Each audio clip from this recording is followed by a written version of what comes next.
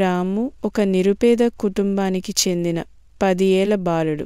తనకున్న ఒకే ఒక జత యూనిఫామ్తో రోజు 4 కిలోమీటర్లు నడుచుకుంటూ స్కూల్కు వెళ్ళేవాడు. స్కూల్ సమయం కాగానే మధ్యాహ్నం భోజనం సమయంలో పిల్లలు అందరూ ఒక దగ్గర కూర్చుని తమ ఇంటి నుంచి తెచ్చుకున్న బాక్స్ ఓపెన్ చేసి తింటున్నారు. కానీ రాము మాత్రం బాక్స్ కూడా తెచ్చుకోలేని పరిస్థితి. అందుకే చెట్టు కింద ఒక్కడే కూర్చుని ఆలోచిస్తూ ఉన్నాడు. ఇది గమనించిన తన స్నేహితుడు రాజు వెంటనే రాము దగ్గరికి వెళ్ళి తాను తెచ్చుకున్న టిఫిన్ బాక్స్ రాముకి ఇచ్చేసి తినమని చెప్పాడు. అప్పటి నుండి వాళ్ళిద్దరూ మంచి ఫ్రెండ్స్. ఒకనాడు రాము తన పాఠశాలలో నిర్వహించిన పరుగుల పోటీలు పాల్గొని మొదటి బహుమతి సాధించాడు.